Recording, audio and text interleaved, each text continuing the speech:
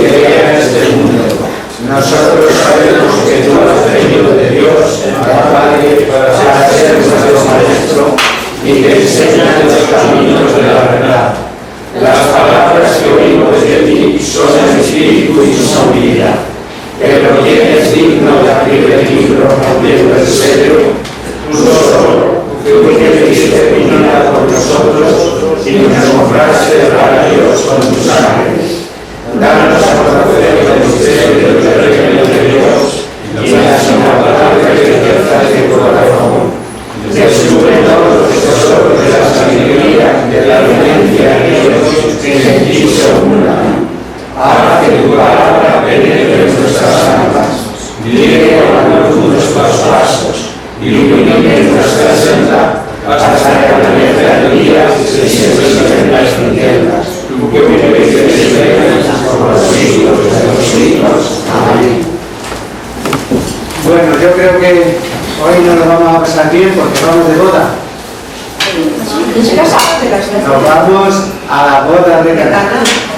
Y vamos a comentar el texto de la boda de Caná. Empezamos el capítulo 2 del Evangelio de San Juan. Y vamos a leer entonces estos versículos del 1 al 11 del capítulo 2.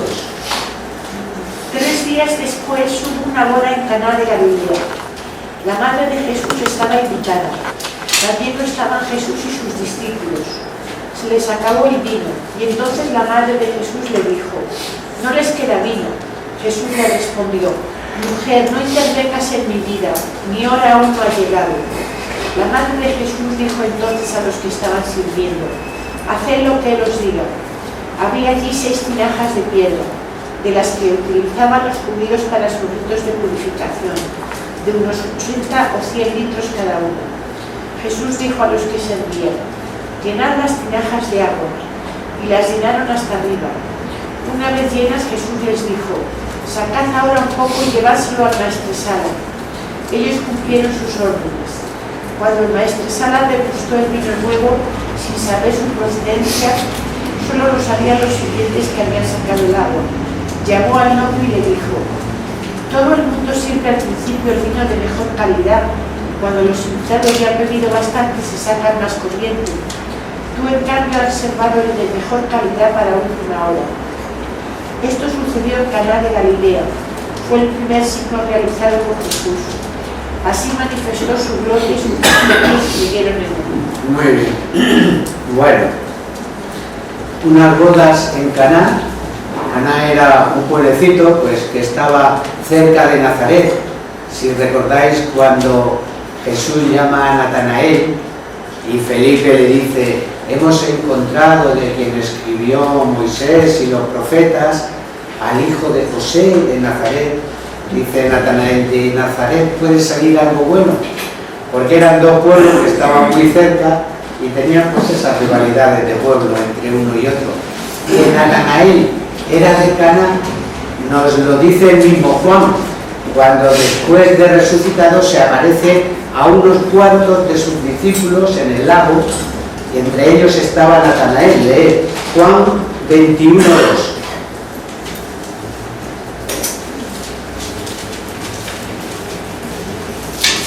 Nos va dando la relación de los discípulos que hay en aquel momento, y entre ellos estaban juntos Simón Pedro, Tomás el mellizo, Natanael el de Caná de Galilea. Natanael el de Caná de Galilea, por eso sabemos que Natanael era de Caná. Dice el texto que la madre de Jesús ya estaba en la boda. Es posible que algunas relaciones o de parentesco o de amistad con esa familia la llevaran a ser invitada y estaba en la boda. Parece que extraña un tanto más el que estén también Jesús y sus discípulos, los discípulos que hasta ahora tenía, porque según hemos estado viendo por el texto de Juan, hasta ahora no están todavía los 12, sino ese grupo que estaba con Juan el Bautista, que Juan el Bautista les presentó como el Mesías y le siguieron. Pero es posible que como Natanael era de Caná, pues hubiera influido en los novios, para que fueran también invitados ese grupo reducido de los discípulos de Jesús con Jesús. Eso no es difícil de pensar dada la hospitalidad oriental y las bodas de los pueblos, donde prácticamente todos son invitados, ¿no?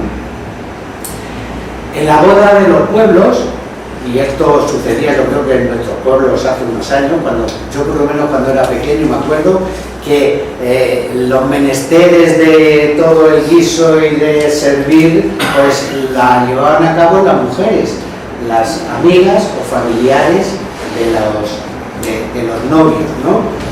Pues en esos menesteres se encontraría María y a ella se incumbía el atender a todos esos asuntos de preparar y servir. El vino era algo esencial en las bodas, hasta el punto que el Talmud decía: donde no hay vino, no hay alegría. De la misma manera que se llamaban las bodas mistitá, que significa bebeduría. O sea, que en la boda se bebía y se debía beber de lo lindo. Y más en estas bodas judías que duraban 7 días.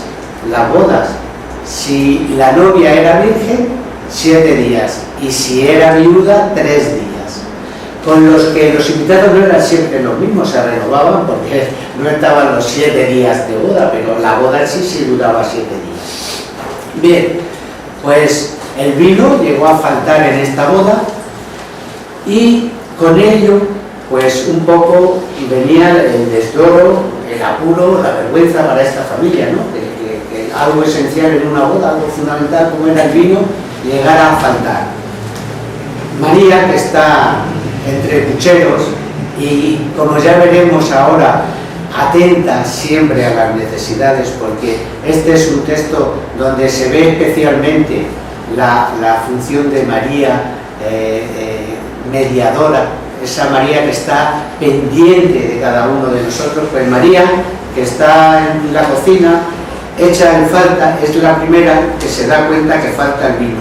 Y llega a su hijo y le dice: no tienen vino.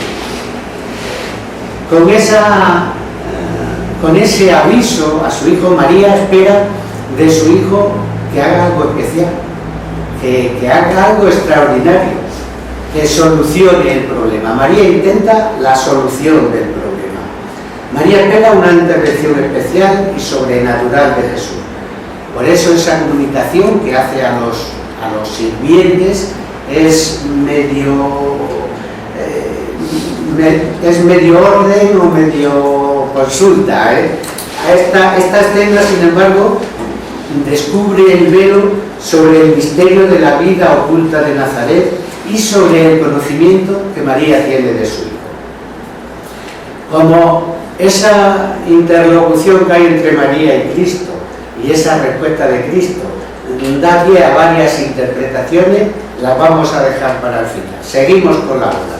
Dice que había allí unas tenajas de vino, donde los judíos la usaban para las purificaciones. Esas tenajas, el texto que ha leído lo ha traducido ya, tenían aproximadamente unos 100 litros de contenido. Como había 6 tenajas, el contenido, el agua convertido en vino fue generoso, fueron aproximadamente unos 600 litros. Y dice el evangelista: la llenaron hasta el borde. San Juan siempre va un poquito más allá y quiere dar el detalle. ¿Qué quiere significar un poco San Juan al decir que las tenajas están llenas hasta el borde? Pues que el milagro es milagro, que no hay mistificación, es decir, que no hay falseado nada ni ocultado nada. No vaya a ser que las tenajas estuvieran a medio de vino, se llenaran con agua. No, se llenaron de agua y hasta el borde. Y también con ello quiere indicar la generosidad de Cristo en la producción de aquel milagro. Bien, Jesús se dirige a los criados, les dice la llenan hasta el borde y en un momento determinado ordena sacar ese agua convertida en vino y que se lo lleven al maestresala, que era pues como el metre que tenemos ahora en las bodas, ¿no? El encargado de que toda la boda vaya funcionando con orden y vaya funcionando bien. Este hombre, al probar el vino, pues ve que efectivamente ha hecho lo que no suelen hacer los novios, que ha sacado y ha dejado el vino bueno para el final. Bueno, pues de esta forma tan simple y tan sencilla cuenta el evangelista este milagro de Cristo. Pero este milagro tiene un carácter apologético, es decir, tiene una enseñanza. Era un milagro que hablaba de la grandeza de Cristo y un milagro que manifestaba su gloria. Dijimos que la gloria de Cristo se manifestaba a través de sus milagros. Estos milagros eran como un reflejo de su divinidad. Y ante esta manifestación de poder sobrenatural que Cristo tenía, sus discípulos creyeron en él. No es que no creyeran, sus discípulos ya creían en él. Porque, como he dicho antes, cuando Juan el Bautista les presenta a sus discípulos, este es el Cordero de Dios, le presenta como Mesías, ellos le siguen como Mesías. Sin embargo, ahora creen pues más plenamente en él, porque este milagro situaba a Cristo en un halo de sobrenatural. Otro aspecto apologético del milagro es la santidad, la santificación del matrimonio. Es decir, la presencia de Cristo y de María en esta boda, santificándola con su presencia y rubricándola con un milagro, es prueba palpable de la santidad de la institución matrimonial. Cristo está allí bendiciendo ese matrimonio. Vamos ahora con ese diálogo entre Jesús y María, que parece aparentemente un tanto duro. María se dirige a Jesús: no tienen vino. Y la respuesta de Jesús: que para mí y para ti, mujer, todavía no viene la hora mía. Las distintas traducciones, de una forma u otra, vienen a decirlo. Bueno, pues digo que hay muchas interpretaciones de este texto. Algunos: la respuesta de Cristo es una negativa a la petición de María, piensan algunos tipos. Pero ante la actitud de María, que como madre conoce privilegiadamente el corazón de su hijo, llena de confianza, sabe que será atendida y da la orden a los sirvientes de que haga cuanto su hijo les diga. Así, por petición de María, se adelanta excepcionalmente la hora de los milagros de Cristo.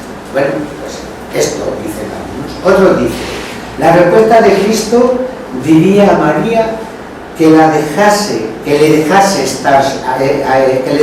actuar a él solo. Alega para ello que aún no ha llegado su hora. Cuando llegue esa hora esperada, ella podrá tener una intervención ordinaria y normal con él. Tendrá relaciones más directas en su misión mesiánica. Y eso le lleva a pensarlo por el hecho de llamarla mujer, porque mujer la llama aquí y mujer la llama en las bodas de Caná, en la cruz, perdón. Y hay una tercera interpretación que tiene un matiz totalmente distinto, en el que considera que la segunda frase, que aún no ha llegado mi hora, es una frase interrogativa, con lo que querría decir que efectivamente ha llegado su hora. Esa solución, con estos matices diversos, explica la realización del milagro precisamente porque llegó la hora de Jesús. O sea, la frase sería, si la tomáramos en el aspecto interrogativo, que para mí y para ti, mujer, todavía no ha llegado mi hora. Es decir, no ha llegado mi hora, es una interrogación, como afirmando que esa hora ha llegado. Bien, seguimos. El intento de la petición de María, ya lo hemos dicho. Ella, su intención indudable es buscar el remedio, buscar la solución. María sabía que su hijo era el Mesías, que era el Hijo de Dios, no deja de haber una omisión interesante por parte del evangelista que nos da idea del conocimiento que María tenía de su hijo. Al final dice: por este milagro Jesús manifestó su gloria y creyeron en él sus discípulos. No dice lo mismo de María, podía haber dicho: y creyeron en él María y sus discípulos. No, María ya creía porque tenía un conocimiento extraordinario de quién era su hijo. Sabía que era el Mesías y que era el Hijo de Dios. Entonces, el significado de la respuesta de Cristo. ¿Qué nos va a ti o a mí? ¿O qué a mí y a ti? Fijaos, esta expresión tiene un significado de oposición o enemistad. Es decir, la frase ya en el griego profana en que está escrito tiene siempre este mismo sentido. La frase quedaría: ¿qué hay de oposición o enemistad entre tú y yo? Fijaos, hay un texto en el Antiguo Testamento que nos inclina a poder pensar esto. En el libro de los Jueces, buscar Jueces 11:12.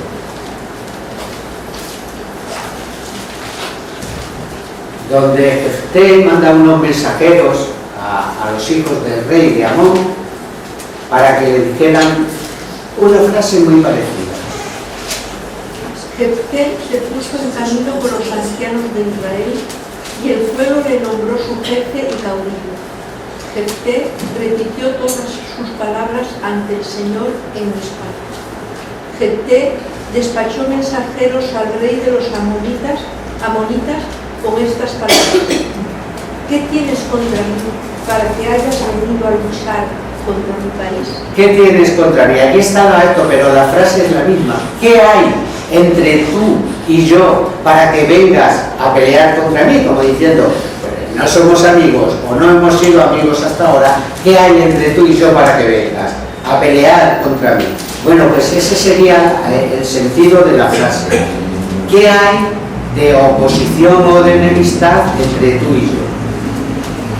Con la palabra mujer, que alguien considera que podría ser en un tono un tanto despectivo, nunca Jesús usó la palabra mujer como tono despectivo. Estas palabras en labio de Cristo no indican frialdad o despego, sino más bien solemnidad. Lo tenemos en el ejemplo de la cananea, cuando el milagro, cuando ve la fe de esa mujer, le dice: oh mujer, grande es tu fe. Leer Mateo 15:28.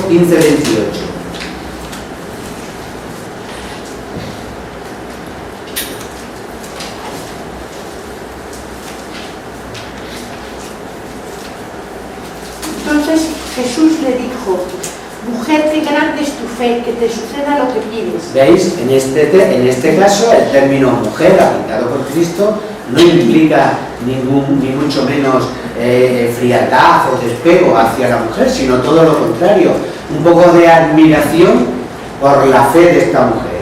Bien, pues este vocablo, mujer, aplicado por Cristo a su madre, es sinónimo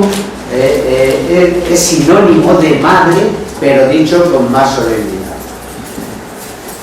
El significado de la expresión aún no ha llegado mi hora. Bueno, pues también hay quien interpreta de una u otra forma. Hay quien piensa que esta hora es la hora de la pasión, la hora de la cruz. Y es verdad que Juan en su Evangelio, cada vez que habla de la hora, se refiere a la hora de la cruz, a la hora de la pasión. Muchas veces intentamos prenderle, pero se escabulló entre la gente porque aún no había llegado su hora. Pero es más, cuando Jesús sale hacia Getsemaní, lo aclara perfectamente: Padre, llegó la hora. Luego, esa hora, en el Evangelio de Juan, casi siempre suele referirse a la hora de la cruz. Leer nada más una cita, Juan 13:1.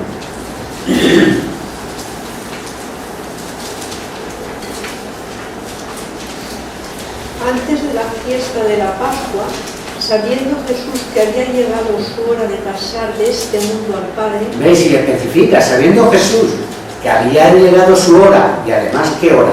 La de pasar de este mundo al Padre, era la hora de la pasión, la hora de la cruz. Bueno, pues como dice Juan, siempre que habla de la hora se refiere a la hora de la cruz, aún no ha llegado mi hora, se refiere a la hora de la cruz. Y otros, sin embargo, dicen que esa hora se refiere a la hora de su manifestación y de su gloria en su ministerio público, es decir, a la hora de hacer los milagros. Aún no ha llegado mi hora de empezar a hacer los milagros. Y muchas veces no hay que inclinarse por una u otra, quizás las dos tienen razón, porque la glorificación del Hijo se realiza en un doble sentido. En un sentido ya está hecha y en otro sentido aún hay de hacerse. La hora de Cristo es la de la manifestación de su gloria, y esta hora puede decirse en dos sentidos complementarios. Existe la hora de la manifestación por los milagros ya venidas y la hora de la manifestación de la gloria por la resurrección aún por venir. Desde luego, para justificar que esa hora a la que alude Cristo es esa hora ya llegada, críticamente se logra con suponer lo que es posible que la frase de Cristo fuese, como algunos decían, una frase interrogativa. ¿Es que no llegó para intervenir, podríamos decir, mi hora? Bien, pues resumiendo un poco, este pasaje que estamos viendo del diálogo entre María y Jesús, entre la madre y el hijo, quedaría: María le dice, no tienen vino. Con ello le está diciendo, interven sobrenaturalmente, solucionalo. Jesús le diría, sí, lo haré. ¿Qué discrepancia u oposición puede haber entre tú y yo? Precisamente para hacerlo no llegó ya mi hora, quedaría el texto. Solo que en este caso accedo complacido a tu petición, porque con todo ello se cumple el plan del Padre. Bueno, pues esta parece que es la solución que satisface a los exegéticos, a los estudiosos, como a la teología mariana. Bueno, veo que habéis atendido con mucha atención la explicación de la boda de Caná. Pues como si no me hubieseis escuchado, ni caso, porque el texto lo resume un santo y de una forma extraordinaria. Ese santo no es nada más que un santo de nuestros días, San Juan Pablo II. San Juan Pablo II, en una audiencia general en febrero del año 97, dando unas catequesis marianas, dijo a propósito de las bodas de Caná. En las bodas de Caná, Juan presenta la primera intervención de María en la vida pública de Jesús y su cooperación en la misión de su hijo. El papel de María se manifiesta cuando falta el vino. Ella interviene para que no decaiga la alegría, pero fundamentalmente y especialmente sale al paso de las necesidades y de las dificultades de los nuevos esposos. Y dirigiéndose a Jesús le dice, no tienen vino.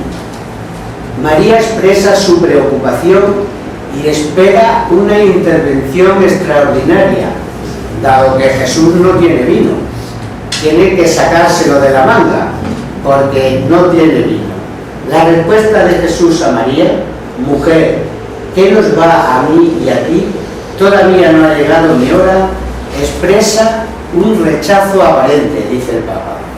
Sin embargo, con esta expresión, Jesús desea poner la cooperación de María en el plano de la salvación, que comprometiendo su fe y su esperanza, exige la superación de su papel natural de madre. Y dice, mujer, la llama aquí, y mujer la llama en la cruz. donde María va a cooperar en ese plano de la salvación. Sigue. Mucho más fuerte es la formulación motivada por Jesús. Todavía no ha llegado mi hora. Algunos, siguiendo a San Agustín, identifican esa hora con el acontecimiento de la pasión. Otros se refieren a la hora del primer milagro de Jesús, que revelaría el poder mesiánico del profeta de Nazaret. Hay otros que consideran la frase interrogativa y prolongan la pregunta anterior: ¿qué nos va a mí y a ti? ¿No ha llegado mi hora? Jesús da a entender a María que él ya no depende de ella, sino que debe tomar la iniciativa para realizar la obra del Padre. María entonces, dócilmente, deja de insistir ante él y en cambio se dirige a los sirvientes para que cumplan sus órdenes. En cualquier caso, su confianza en el Hijo es premiada. Jesús, al que ella ha dejado totalmente la iniciativa, hace el milagro, reconociendo la valentía y la docilidad de su madre. Y el Papa aplica ahora este texto a los cristianos. Dice: la exhortación de María, haced lo que Él os diga, conserva un valor siempre actual para los cristianos. Invita a una confianza sin vacilaciones cuando no entendemos el sentido y la utilidad de lo que Cristo nos pide. De la misma manera que en el relato de la cananea, el rechazo aparente de Jesús exalta la fe de la mujer, la fe de la cananea. También las palabras del Hijo: todavía no ha llegado mi hora, junto con la realización del primer milagro, manifiestan la grandeza de la fe de la Madre y la fuerza de su oración. El episodio de las bodas de Caná nos estimula a ser valientes en la fe y a experimentar en nuestras vidas la verdad de las palabras del Evangelio: pedid y se os dará. Por eso, ante estas palabras del Papa, pues no hay mejor comentario al texto de las bodas de Caná. Bien, vamos a ver que hemos dicho en otras ocasiones que con San Juan hay que ir siempre un poco más allá. San Juan siempre tiene un valor simbólico ahí medio escondido que hay que tratar de ver. ¿Cuál es el valor simbólico de este milagro? Pues algunos ven en el vino milagrosamente dado un símbolo de la nueva, sobrenatural y generosa doctrina que Cristo trae. Orígenes veía en el vino el símbolo de la Escritura, que viniendo a faltar esta, es decir, faltando la ley y los profetas, Cristo da el vino nuevo de su doctrina. Por lo tanto, un simbolismo, ahí en el Evangelio de Juan, sería el vino nuevo, símbolo de la Escritura. Fijaos, la conversión del agua en vino se va a hacer dentro de unas tenajas que los judíos tenían para las purificaciones. Pues esta imagen nos va a hablar de un cambio en el judaísmo de Caín. El vino mesiánico va a sustituir y superar al agua de las jarras, de las tenajas judías. La ley había decaído, había llegado a un formalismo materialista, y de ahí el que las palabras no tienen vino pudieran simbolizar esta carencia de autenticidad religiosa y este estancamiento judío. Con este nuevo vino, que es la doctrina, la palabra de Cristo, va a ser símbolo de la alegría mesiánica, el vino que alegra el convite. Y desde luego, en la escena de las bodas de Caná, se deja ver también el corazón misericordioso de María y el conocimiento que tenía de la grandeza de su Hijo. Es un caso concreto del valor mediador de María. Muy bien, pues hasta aquí el texto de las bodas de Caná. Vamos a ver solo un versículo porque nos vamos a detener un ratito en algo que yo creo que ya hemos visto en Fe Católica varias veces, pero que conviene tenerlo claro, y con 4 citas que tenemos ahí se va a ver con claridad, que es sobre los hermanos de Jesús, cada vez que sale el texto de los hermanos de Jesús. En el versículo siguiente, que es el 12, lo leemos, del capítulo 2 de Juan. Después Jesús bajó a Cafarnaúm, acompañado de su madre, sus hermanos y sus discípulos, y se quedaron allí unos cuantos días. Y permanecieron allí algunos días. De aquí de Caná, Jesús va a Cafarnaúm. Sabemos que Jesús, durante su vida pública, estableció su lugar de residencia en Cafarnaúm. Leer Mateo 4:13.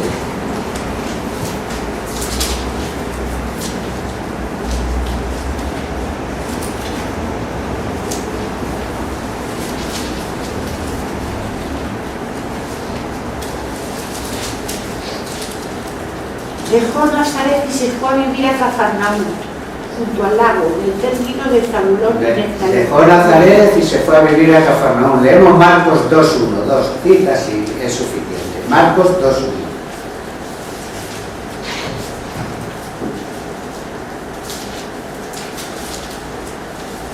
Cuando a los pocos días volvió Jesús a Cafarnaúm, se supo que estaba en casa.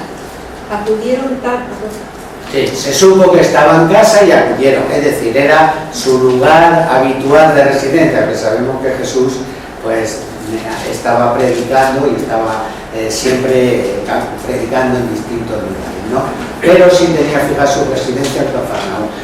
Todavía no parece que sea este el momento en que va a Cafarnaúm porque se hubiera fijado allí su residencia, sino porque, como dice el texto siguiente, era la Pascua de los judíos y se uniría a alguna de las caravanas que bajaban a Jerusalén. En el versículo siguiente dice: estaba próxima la Pascua de los judíos y subió Jesús a Jerusalén. Bien, dice: después de esto bajó a Cafarnaúm, él con su madre, sus hermanos y sus discípulos. Si hubiera dicho con su madre y sus discípulos, no hubiera habido problemas si a los discípulos se le hubiera dirigido como hermanos. En algunas ocasiones Jesús se ha referido a los discípulos como hermanos. ¿Qué pasa con la palabra hermanos en la Biblia? En el hebreo el vocablo es muy corto, entonces para denominar todo tipo de parentesco usan la palabra hermanos. Vamos a ver algunas citas. La primera, Génesis 11:27.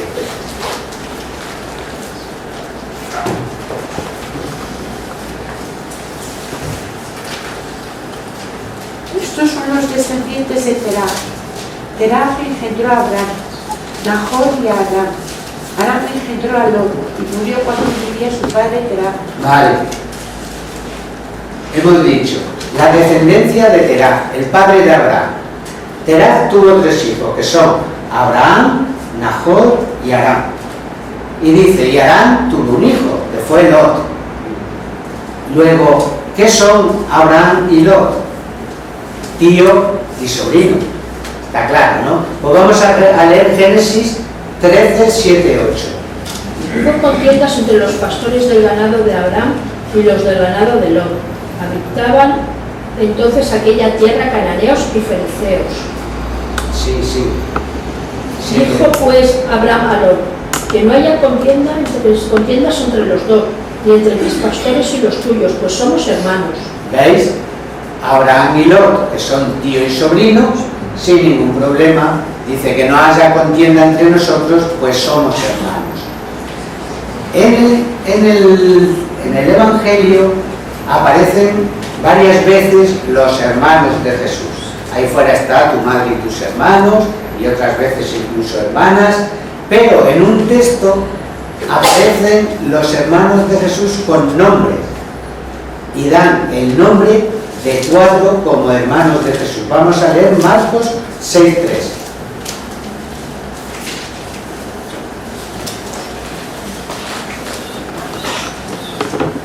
¿No es acaso el carpintero, hijo de María, y el hermano de Santiago, de José y de Judas y de Simón. ¿Veis? Y hermanos de Santiago, José, Judas y Simón. Ya es curioso que den el nombre y lo den de dos en dos. Santiago, José y Judas y Simón. Bueno, vamos a ver que este Santiago y José son hijos de otra María. ¿Cómo lo vemos? Cuando Juan nos habla de las tres Marías que estaban en la cruz. Vamos a verlo, Juan 19:25. Estaban junto a la cruz de Jesús, su madre y la hermana de su madre, María de Cleofás y María Magdalena. Sí. Jesús, Vale, estaban junto a la cruz de Jesús, su madre, la hermana de su madre, María, la de Cleofás y María Magdalena. Pues leemos cuando Mateo nos cuenta estas mujeres que están junto a la cruz de Jesús o que seguían a Jesús. Mateo 27:55. Había allí mirándole desde lejos muchas mujeres que habían seguido a Jesús desde Galilea para servirle. Entre ellas María Magdalena y María, la madre de Santiago, y José y la madre de los hijos de Zebedeo. Ah, pues ya tenemos una madre, María, la madre de Santiago y de José. De estos, otro texto nos va a decir de Santiago el Menor. Sabéis que a Santiago el Menor se le llamaba el hermano del Señor, precisamente porque era hijo de la hermana de la madre del Señor. Hermana también en el sentido de parentesco, no que fuese hermana de la Virgen, sino hermana en el mismo sentido que estamos viendo. Luego, de esos cuatro que en Marcos 6:3 se nos daba como hermanos del Señor, resulta que dos al menos son hijos de otra madre, de otra María. Los otros dos también por otros textos se podría ver. Mateo, Marcos dirá Santiago el Menor y José, leer Marcos 15:40. había también unas mujeres que de lejos se miraban, entre las cuales estaba María Magdalena y María, la madre de Santiago el Menor y de José ¿Veis? y Salomé. Bien, bueno, pues, ¿qué queremos decir? Que el vocablo de la palabra hermanos tienen tan pocos vocablos en el hebreo que con la palabra hermano designaban a parientes. Alegaban algunos y decían, bueno, vale, el hebreo tiene muy cortos vocablos, tiene esa palabra, pero el griego no. Y el Nuevo Testamento ya se escribe en griego. En el griego existía la palabra adelphos, que es hermano, y la palabra adelphoides, que es primo. Podían ya traducir el griego y usar palabras, pero tampoco vale, porque el judío siempre escribirá con mentalidad judía. Y para él, hermanos es pariente. ¿Veis? Con estas 4 o 5 citas se ve claramente que el que diga los hermanos del Señor no significa que fuesen hijos de María, hijos de la Virgen. Además, luego se llamaban hermanos incluso de la misma raza y, como digo, Jesús en varias ocasiones, hablando de sus discípulos, le llamaba hermanos. Es la última cita que tenemos, Juan 20:17. Jesús dijo, no me toques porque aún no he subido al Padre, pero vi a mis hermanos y dile, subo al Padre, a vuestro Padre, a mi Dios y a vuestro Dios. Sí, cuando se le aparece a María Magdalena, le dice, ve y dile a mis hermanos, a los discípulos, a los apóstoles, subo al Padre. ¿Veis? Bueno, pues aquí nos vamos a quedar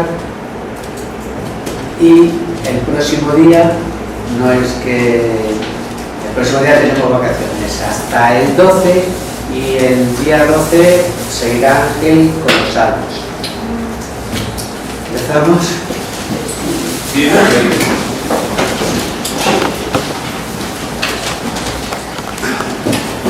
En el nombre del Padre, del Hijo y del Espíritu Santo. Amén. Virgen eterna como la luna, leticia del cielo, en cuyo rostro se miran los santos y se contemplan los ángeles. Haz que nosotros, tus hijos, nos parezcamos a ti, y que nuestras almas reciban en radio de esa belleza tuya,